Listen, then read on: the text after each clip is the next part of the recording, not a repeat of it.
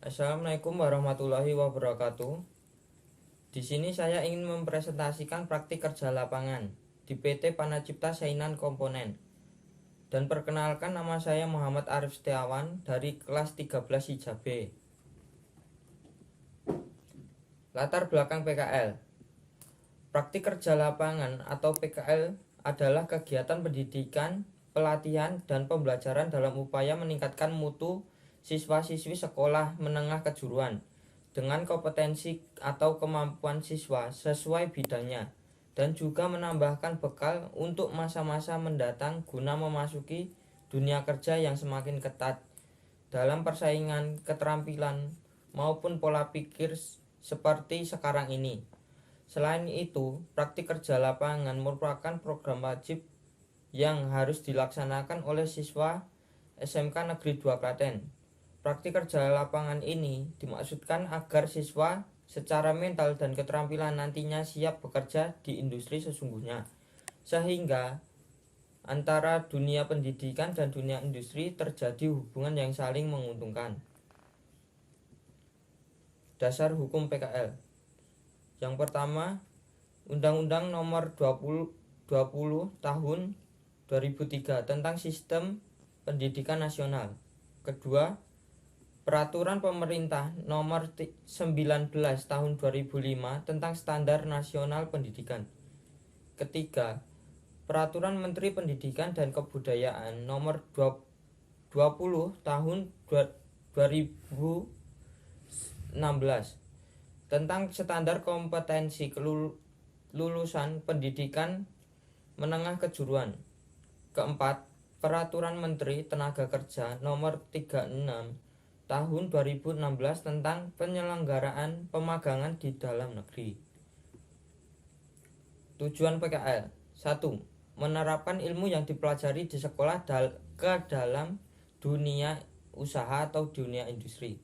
Kedua, untuk memperkenalkan siswa pada dunia usaha atau dunia industri. Ketiga, meningkatkan kesiapan siswa dengan dunia kerja yang sebenarnya. 4. Meningkatkan keterampilan dan wawasan terhadap dunia kerja. 5. Meningkatkan relasi antara sekolah dengan industri maupun sebaliknya. Manfaat PKL. Yang pertama, mengasah keterampilan yang diberikan di sekolah menengah kejuruan atau SMK. Kedua, membentuk pola pikir siswa-siswi agar terkonstruksi baik memberikan pengalaman dalam dunia industri atau dunia kerja. 3. Sebagai bentuk pengakuan serta penghargaan bahwa pengalaman kerja sebagai sebagian dari proses pendidikan. 4. Menambahkan keterampilan, pengetahuan, gagasan seputar dunia usaha dan dunia industri yang profesional. Selanjutnya, tugas dan tanggung jawab peserta PKL. Pertama, melaksanakan PKL minimal 6 bulan sebagai salah satu syarat kelulusan sekolah. Kedua, menjaga nama baik sekolah SMK Negeri 2 Klaten agar hubungan dengan industri terkait tetap berjalan dengan baik. 3. Bersikap jujur, tanggung jawab, disiplin, dan sopan dalam melaksanakan PKL sehingga terciptanya hubungan kerja sama yang baik. 4. Menaati peraturan dan tata tertib yang berlaku di tempat praktik kerja lapangan. 5. Mematuhi instruksi yang diberikan oleh pembimbing, baik pembimbing di sekolah maupun pembimbing di tempat PKL. Selanjutnya, profil perusahaan. Sejarah singkat perusahaan. PT Panacipta Sainan Komponen berdiri pada bulan Juli 2007 dan yang beralamatkan di Komplek Gobel Industri Jalan Raya Setu Cibitung, Bekasi nomor kilometer 29 Telaga Asih, Kecamatan Cikarang Barat, Kabupaten Bekasi, Jawa Barat.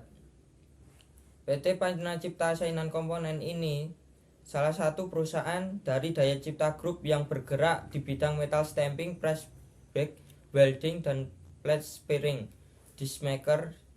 Sampai saat ini perusahaan ini tetap terkonsisten melayani sebaik mungkin terhadap customernya.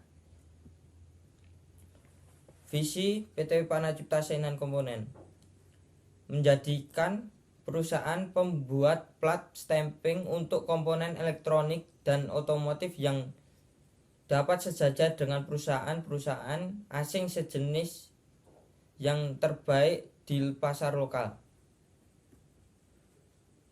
Misi perusahaan membuat produk plat stamping yang bermutu tinggi dalam rangka memenuhi kepuasan pelanggan disertai komitmen untuk selalu mengedepankan quality, cost, delivery, service dengan menerapkan sistem mutu dan lingkungan.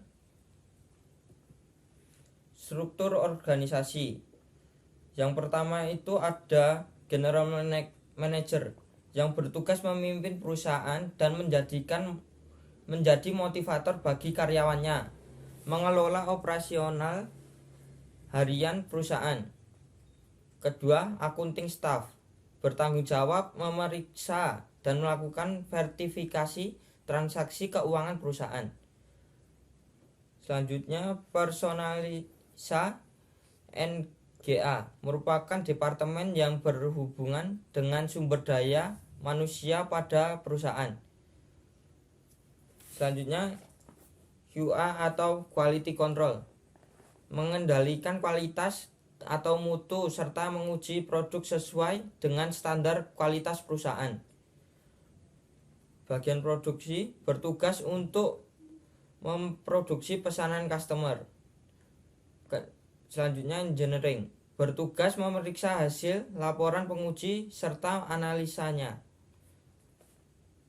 Baik marketing dan atau pemasaran bertanggung jawab terhadap manajemen bagian pemasaran dan perolehan hasil penjualan.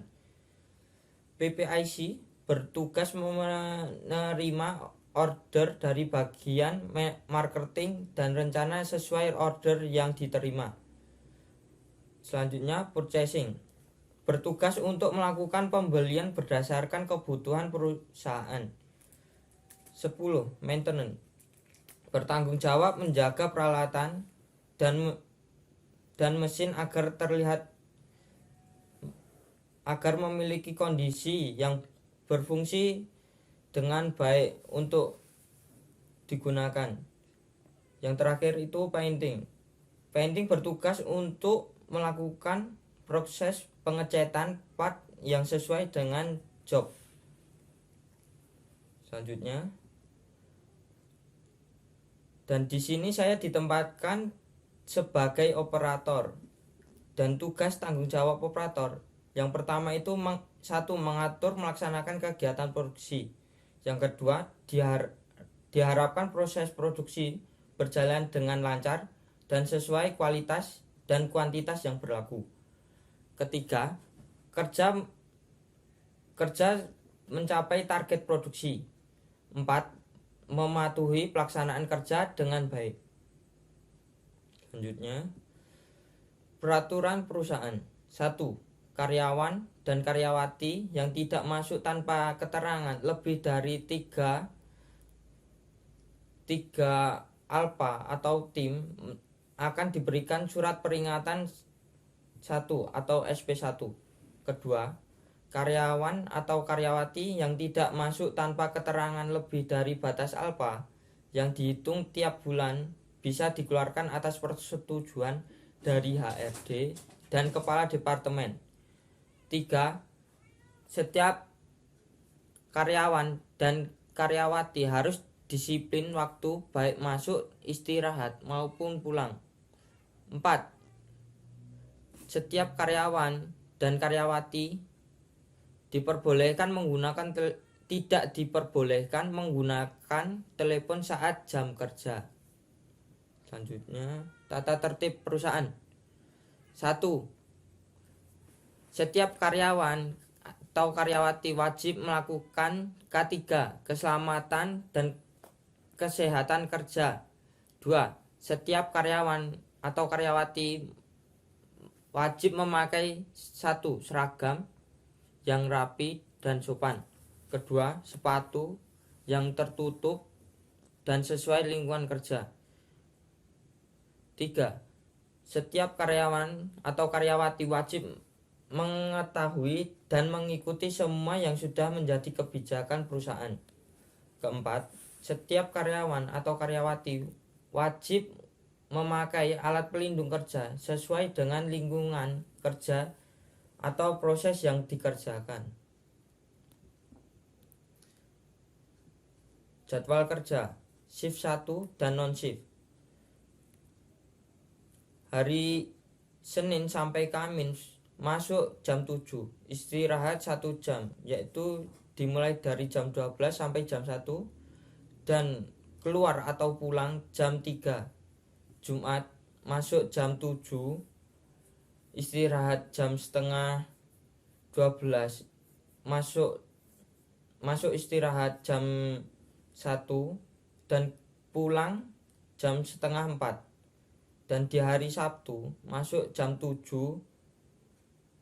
tidak ada istirahat dan pulang jam 12. Selanjutnya shift 2.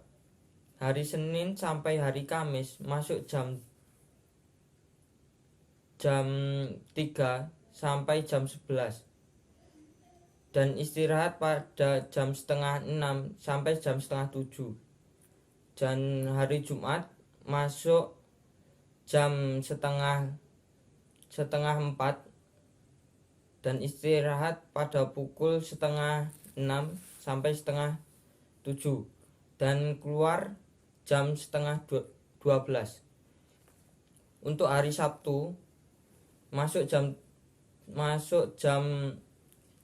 12, pulang jam 5. Selanjutnya kebersihan dan keselamatan kerja. Yang pertama, perusahaan menyiapkan perlengkapan P3K di masing-masing area. Kedua, perusahaan menyediakan tempat sampah dan alat kebersihan. Ketiga, perusahaan menyediakan alat-alat keselamatan kerja dan menetapkan syarat-syarat keamanan pelindungan keselamatan kerja. Baik, selanjutnya kegiatan PKL. Alur kerja. Yang pertama, datang ke perusahaan maksimal 10 menit sebelum jam kerja. Kedua, melakukan absensi masuk handpan sebelum bekerja. 3. Setelah itu melakukan briefing terlebih dahulu sebelum melakukan proses produksi. Keempat, mempersiapkan mesin, disk, dan material. Kelima, lalu memasukkan material ke dalam disk yang digunakan. Keenam, setelah itu menekan 2 tombol yang ada di mesin agar dapat berjalan sekali putaran, yaitu naik atau turun. Ketujuh, cek hasil part, lalu pisahkan part OK atau NG. 8. Setelah pekerjaan selesai, bersihkan area kerja dan disk yang digunakan. 9. Laporkan hasil produksi kepada atasan atau leader. 10. Sebelum pulang kita harus melakukan absensi pulang terlebih dahulu. Selanjutnya, proses blanking adalah proses persiapan material steel sheet atau lembar baja. Material dipotong sesuai dengan yang dibutuhkan. Proses blanking bertujuan agar mendapatkan hasil potongan atau blank, sedangkan sisanya akan dibuang sebagai sampah atau yang disebut scrap. Proses drawing adalah proses pembentukan material steel sheet mengikuti disk atau cetakan di mana material steel sheet, lembar baja, dipasang pada disk yang selanjutnya dengan bantuan mesin press diadakan penekanan sehingga terbentuknya komponen yang diinginkan. Proses piercing. Proses membuat bentuk bundar atau kotak atau bentuk lainnya pada material setelah material mengalami proses drawing. Selanjutnya, proses bending adalah proses pembengkokan atau penekukan material yang sudah melalui proses piercing. Dan pada proses bending ini adalah proses terakhir sebelum part di packing dan dikirim ke customer. Baik. Selanjutnya, kesesuaian dengan jurusan. Kompetensi yang diterapkan di Panacipta Saingan Komponen yaitu pertama, kompetensi kerjasama sesuai dengan kompetensi kerja proyek, yaitu kita diajarkan untuk bekerja secara tim untuk menyelesaikan suatu masalah.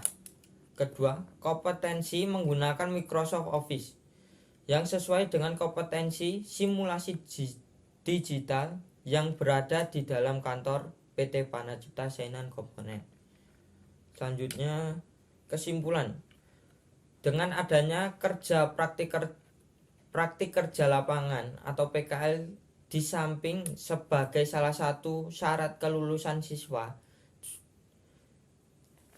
juga dapat mendapatkan pengalaman yang sangat berharga seperti seberapa penting kerjasama dalam sebuah tim, dan juga siswa juga mendapatkan wawasan seputar dunia kerja secara langsung. Saran-saran, dan di sini saran-saran saya tujukan kepada adik kelas. 1. Menjaga nama baik sekolah SMK Negeri 2 Klaten dan nama kelas jurusan kejuruan. 2. Belajar dengan giat dan disiplin agar kelak saat melaksanakan kerja praktik lapangan yang sudah mempunyai beberapa bekal ilmu pengetahuan dan keterampilan. 3. Pilihlah dan carilah industri untuk melaksanakan praktik kerja lapangan yang sesuai dengan program keahlian yang diajarkan di sekolah jika itu lebih menguntungkan dan lebih mudah, atau berbeda dengan program keahlian yang mungkin lebih menguntungkan dan lebih mudah. Keempat, jika memilih industri yang berlainan dengan kompetensi keahlian yang telah diajarkan di sekolah, tetaplah menekuni dan melakukan dengan baik dan maksimal, karena setiap ilmu yang kita dapatkan apapun itu pasti akan bermanfaat di masa yang mendatang. Sekian, terima kasih. Wassalamualaikum warahmatullahi wabarakatuh.